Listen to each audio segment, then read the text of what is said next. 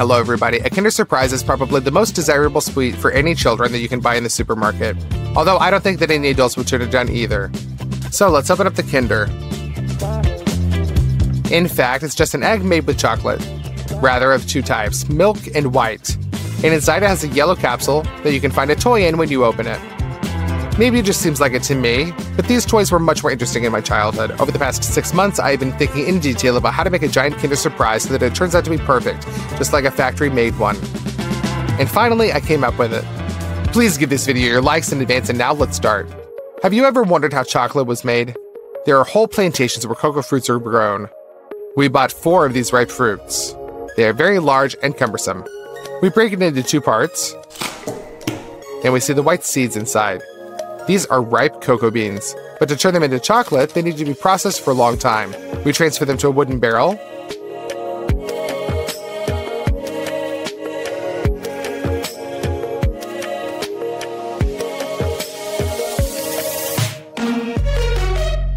and cover them with saran wrap.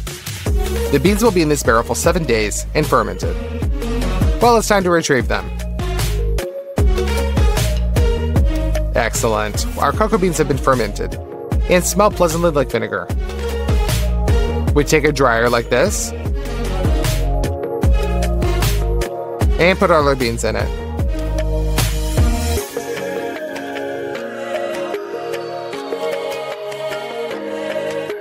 We set it to 40 degrees and turn it on. That way they continue drying for another 7 days. A week has passed and the cocoa beans are dehydrated. But to make a giant Kinder, this is definitely not enough. So I bought some more dry cocoa beans. They look exactly like ours. These beans are raw, so we go outside and pour 2 bags of beans into the cauldron.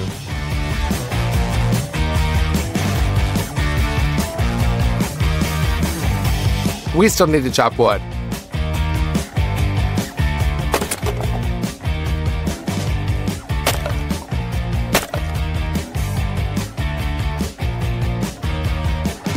Let's open the stove and put some crumpled paper and small firewood into it. Kindle the fire. When it is flared up, we begin to mix the cocoa beans. That way they fry more evenly. After about 10 minutes of roasting, they begin to smell very tasty. There for about 5 more minutes and you can check. The husks should easily come off the roasted cocoa beans. We remove them from the fire.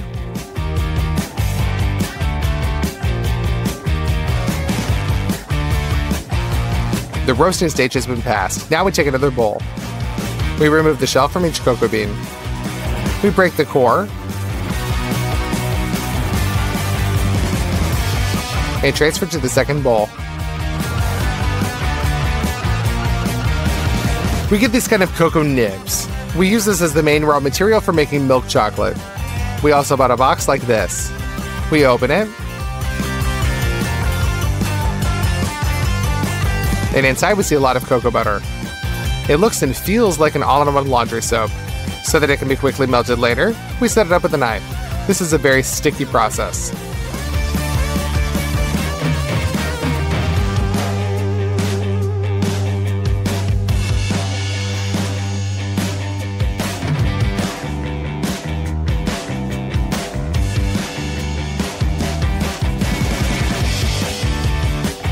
Two hours later, we got a whole basin of finely crushed cocoa butter. In order to properly make chocolate, you need a machine called a mélanger. In fact, this is an electric mill with such stone millstones. We grind cocoa nibs, milk powder, sugar, and cocoa butter into it. We collect 1 kilogram of cocoa nibs and pour it into the mélanger. A full glass of powdered milk,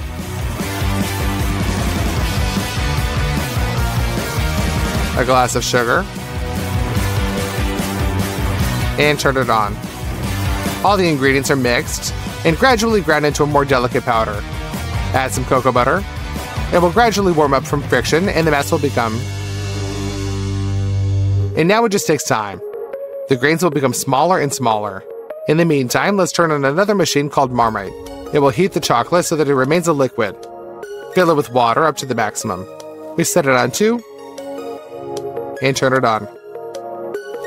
2 hours have passed. The chocolate has become even thinner. To make it taste familiar to us, we add vanilla extract. And in factory chocolate, a powder called soy lecithin is used. We need to add quite a lot of it. It is completely harmless, and it is only made to use to make the chocolate more liquidy. The chocolate has been 3 hours in the Melanger. We turn it off, and we pour it into the gastro capacity.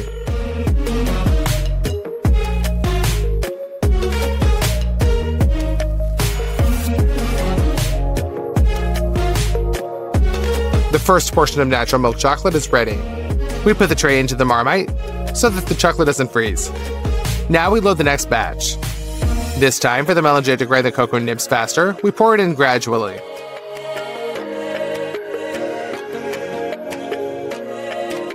Then gradually pour in cocoa butter.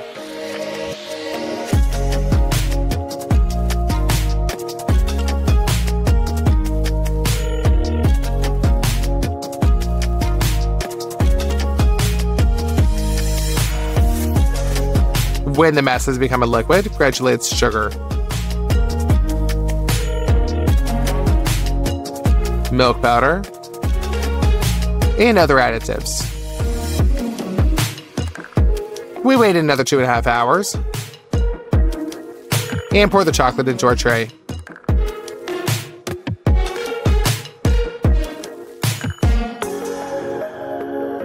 And for the third time, we add more powdered milk and 4 hours of stirring. It turned out very nice, perfectly glossy milk chocolate. We also transfuse it. It took us 2 days to fill the tray to the brim.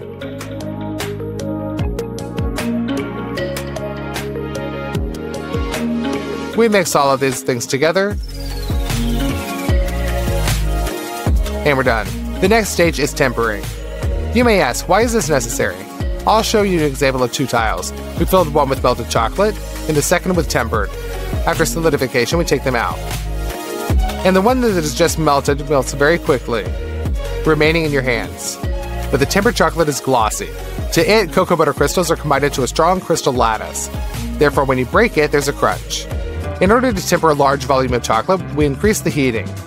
And constantly stirring, we heat the chocolate to 45 degrees. We get the tray out, and let's go outside. We put it onto a cold tile. Constantly stirring, literally in 15 minutes the chocolate should cool down to exactly 25 degrees. That said, we return the chocolate back to the heat and heat it up to 31 degrees. This is the end of tempering. We will pour chocolate into such large egg halves. I ordered these forms 6 months ago at a factory in America, and now they have arrived. These forms cost 20,000 hryvnias, or 54,000 rubles. So, we open the alcohol, pour it into the mold, and rub it around with a napkin. So that way it'll be perfectly clean and the chocolate will shine. Done. Now we send the forms to the freezer for 1 hour. They should be cool completely. Now that the molds are icy, we scoop up the chocolate, pour it into the mold, and distribute evenly. The chocolate seizes instantly. Fill it as evenly as possible so that there are even walls of the same thickness everywhere.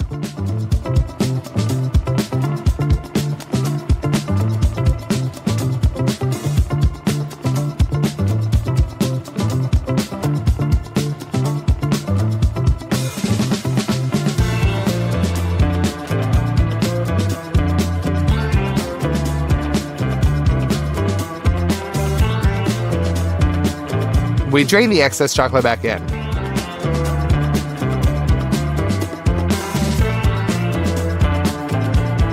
One more time, we put it into the freezer.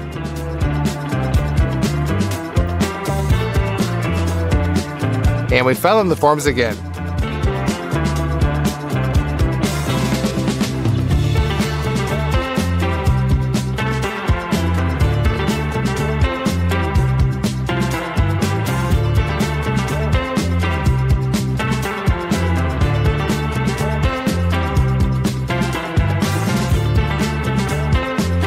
And one more go around.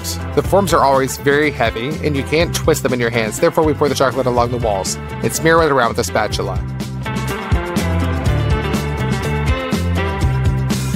That way, we filled up all the milk chocolate. But there is also a white one in Kinder. So let's do that. We need cocoa butter, milk powder, sugar, and soy lecithin. And of course a melanger. We collect a full measuring cup of cocoa butter.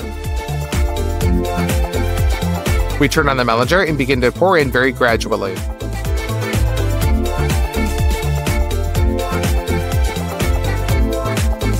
There is literally 1/3 of a teaspoon of soy lecithin. We collect 700 grams of sugar and gradually pour it in.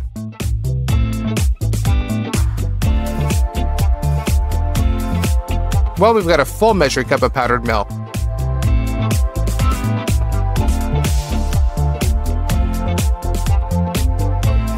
And now it just takes time. Grains of powdered milk and sugar will decrease and interfere with the butter. The correct consistency will be happening in 2 hours later. Pour our homemade white chocolate into the Marmite. We cooked white chocolate for 15 hours. And we also temper it.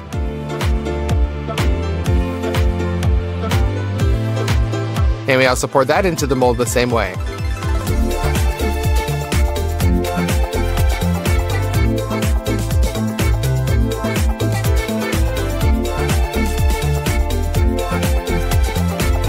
It's smeared around with a spatula.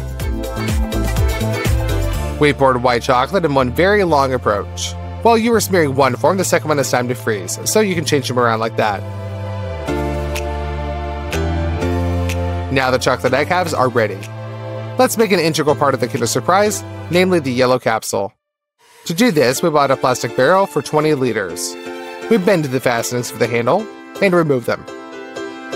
The barrel is shaped like a capsule, but not in color. Therefore, we unscrew from the lid and take it to a safe place for painting. Shake the cans with spray paint and cover the barrel with yellow. We completely painted it in 3 approaches. Now we've got a big yellow capsule like that. In my opinion, it kind of looks like the original.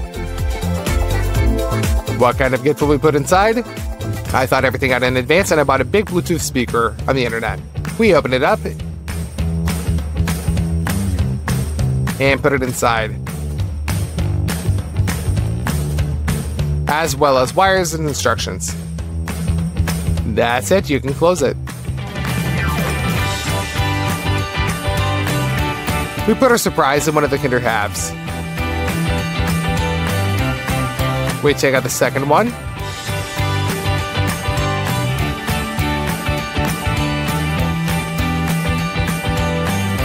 Perfect. At first, we just melted the edge of the chocolate with a burner and tried to install the second half of the egg on top. But they did not dock, and there were very large gaps. Therefore, we take out the other half.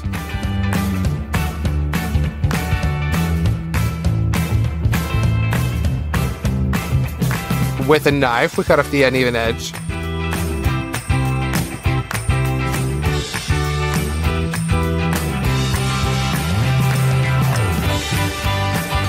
And try it again.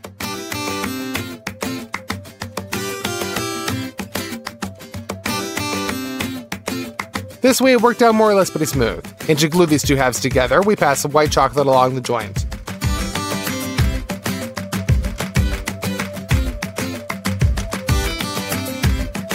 Now our Kinder is ready. But what kind of Kinder would it be without colorful packaging?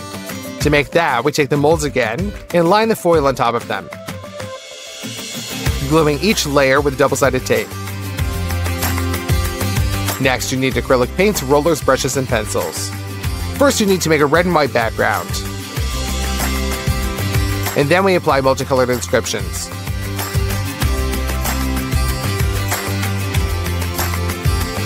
In my opinion, it turned out really nice. So we put the lower part of the wrapper on the floor.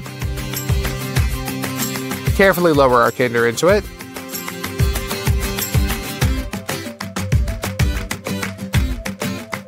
And together with the foil, we lift it back up.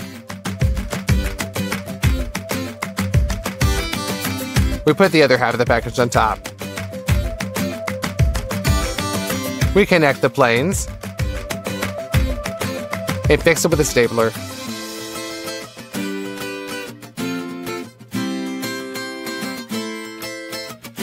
With scissors, cut off the excess foil.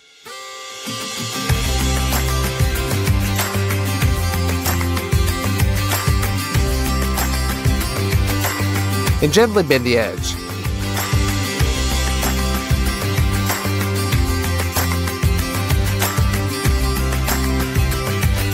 Now we just have to paint the gaps. And this giant Kinder Surprise is completely ready. It turns out very nice and beautiful. This time we repeated it almost one-on-one. Taking into account the forms, the machine for making chocolate and products, it cost us 50,000 hryvnias. This is 136,000 rubles, and it took us 5 days to prepare it. So answer me one question. Who will experience the most joy when they see this huge Kinder? Of course it is children. Therefore, we mask it with a golden cloth, load it into the car, and take it to the mother and child's house.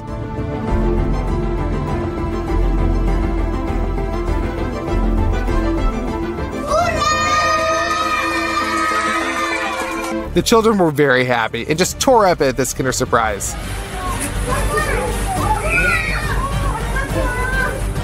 Hey there, everybody. Surely everyone knows what a Kinder Milk Slice is, right? Today, we decided to make one on a truly unimaginable scale. But first, let's open it up and see what it's made of. Here, we see 2 chocolate biscuits and a bunch of cream. It's obviously very tasty, but the cream is a little chemically. Let's go to the store. We decided to split the purchase up into 2 stages. Today, we're doing the first. We'll buy all the groceries we need to make huge biscuits. The first thing we need is chicken eggs, as many as 840 of them.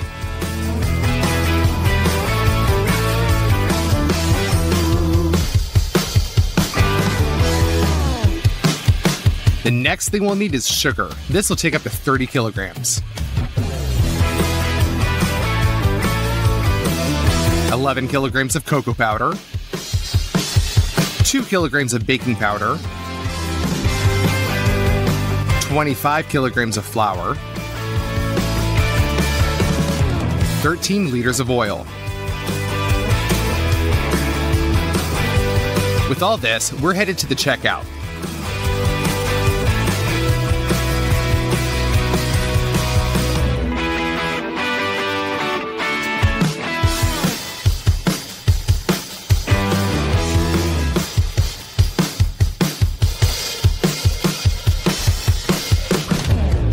First purchase cost us $245.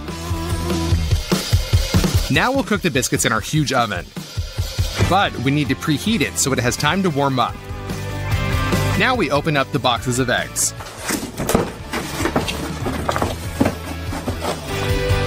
We take out 2 trays and put them on the lower part of the table.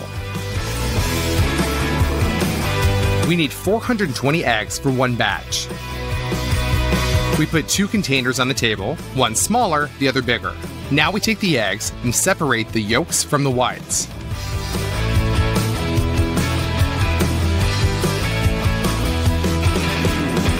It took us about 1.5 hours to separate all the eggs. Done. We set the egg whites aside for now. We take the sugar, open it, and pour 15 kilograms into the yolks.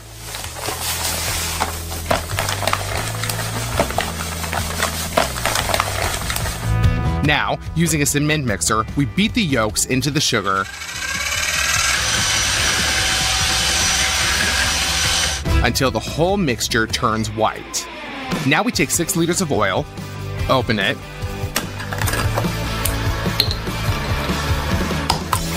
and fill her up.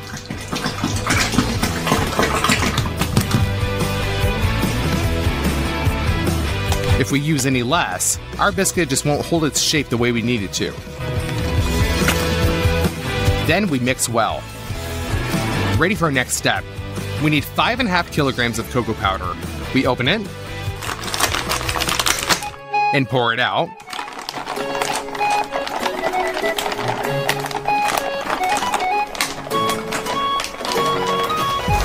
And now we mix.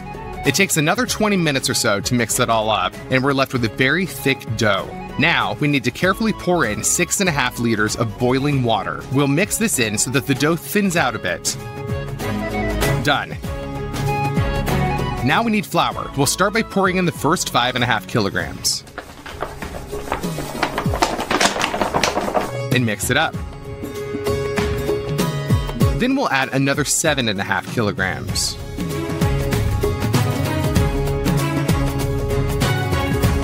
Now we add in another kilogram of baking powder.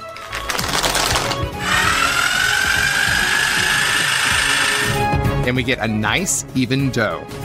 Our pot is filled to the brim, so we'll take a big wash basin and move our dough into it. Now let's take our egg whites and pour some of them into another saucepan.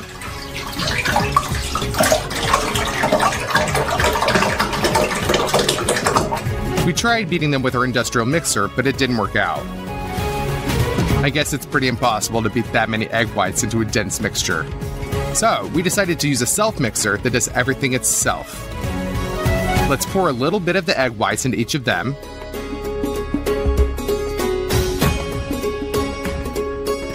And turn it on.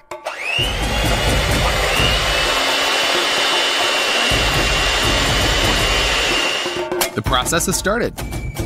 After about 5 minutes, we get this foam. That means it's time to add sugar.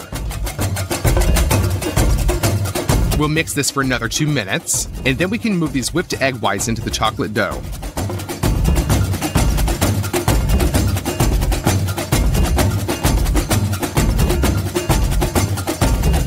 Now let's carefully mix it with a spatula so that none of the air bubbles come out of the whipped mixture.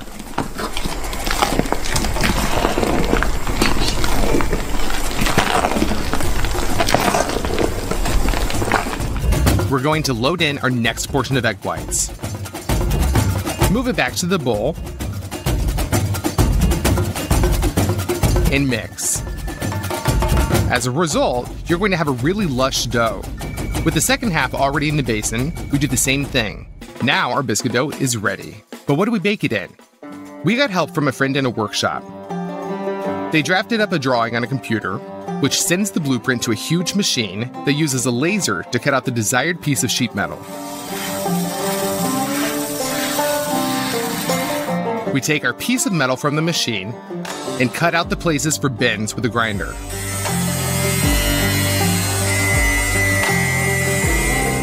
Now we bend the edges until we get a box shape formed. Then all the seams are welded together, and we're left with a giant baking sheet. Now we pour oil all over it and smear it around with a brush. We take out some parchment and cover the baking sheet with it. Thanks to the oil, our parchment will stick well to the sheet. So we cover the whole thing. Done. Now we pour out dough onto it and level it out.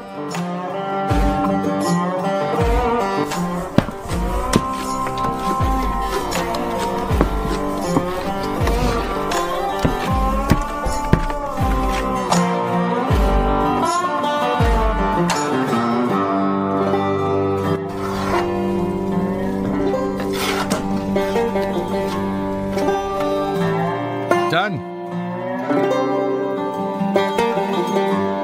We transfer the baking sheet into the oven and push it in. We'll bake this for 4 hours at 180 degrees. Then we turn off the oven and leave the biscuit in there until morning, so it has time to set and thicken. The next morning, we take it out. It's risen a little and completely baked. Now we need to make sure the tender part of the biscuit is at the top. We figured out the best way to do it is by applying plywood to the top and 2 planks to the sides.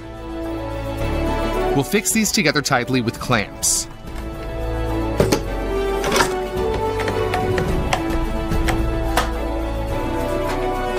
We want to remove the baking sheet for now, so we put another piece of plywood on the table with 4 bricks on it and turn the whole thing over. We remove the clamps and gently lift off the baking sheet.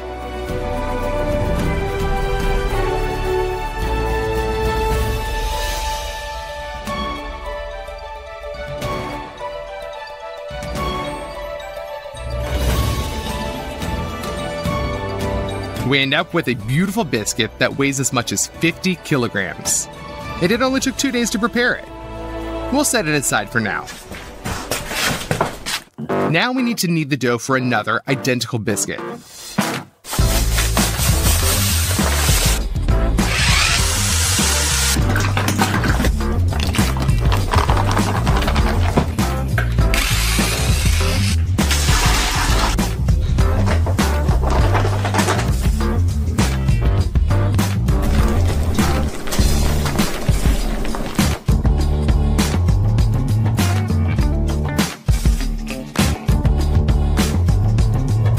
load it all into the oven, close the doors,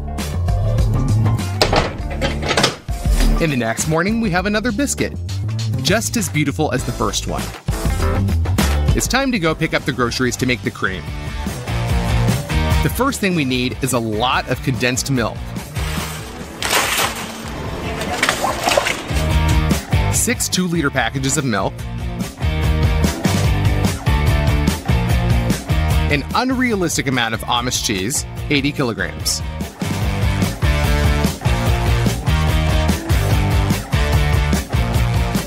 We'll need agar-agar. We took 200 packages, 2 kilograms of vanilla sugar, 3 5-liter jugs of water. We take all this to the checkout and bag it all up.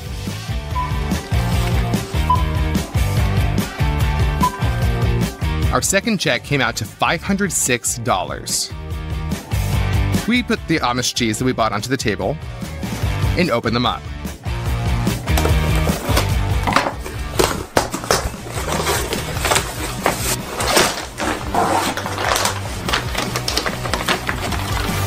We had 80 kilograms of Amish cheese. All this needs to be ground up, and preferably quickly. We remove the front plate from the mixer and attach the meat grinder to it, and the saucer on top. We open another plate and attach the blender. We take a package of cheese, open it, and pour part of it into the blender and the other part into the meat grinder. We close the blender and put a saucepan below the grinder and turn on the mixer. While we are pushing the cheese through the meat grinder, the blender is taking care of everything on its own. The only help it needs is to periodically move out the cheese curds. We ground it all using 6 hands until the cheese runs out. 3 hours later, we have a whole pan of this cheesy mass. We take the tub of water and move the cheese mass into it. We open the vanilla sugar and pour it in.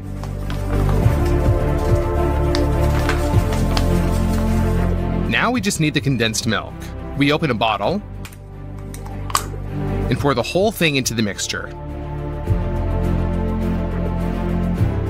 We made sure to buy extra, so there's a lot left. Now we use the industrial mixer to mix the cheese with the milk. We're left with a creamy mass. We take 3 jugs with water in a saucepan. Open the water and pour it out. Now we take agar-agar, open it, and pour all 200 packets into the water. For now, just mix the agar-agar and leave to soak for 30 minutes. We cut off part of the roll of industrial foil with a grinder and wrap it around the bottom biscuit in a circle. We fix all this together with tape. And to keep it all even tighter, we will also attach the boards on the sides with the same adhesive tape. It turned out to be such a good form for filling the cream that it doesn't spread. Put a saucepan with water and agar-agar on the stove. Boil for 2 minutes and pour in hot milk.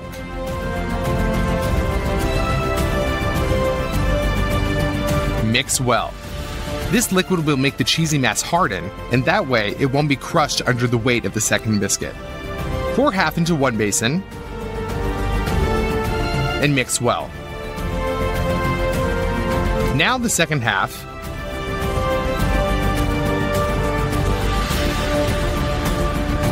While the filling has not started to thicken, we quickly transfer it to the biscuits.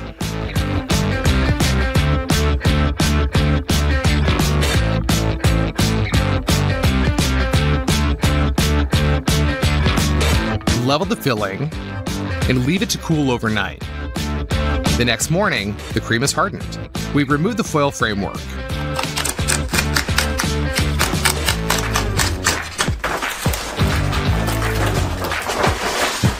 We had a very tall layer of cream turn out. Finally, the big moment. All that remains is to put the second biscuit on the cream.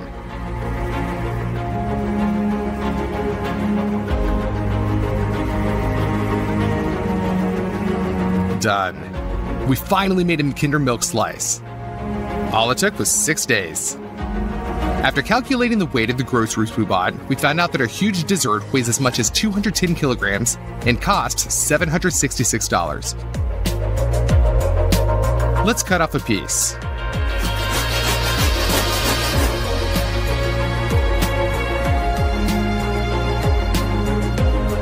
This is the type of huge chunk that we're going to ship off to all of our friends and relatives.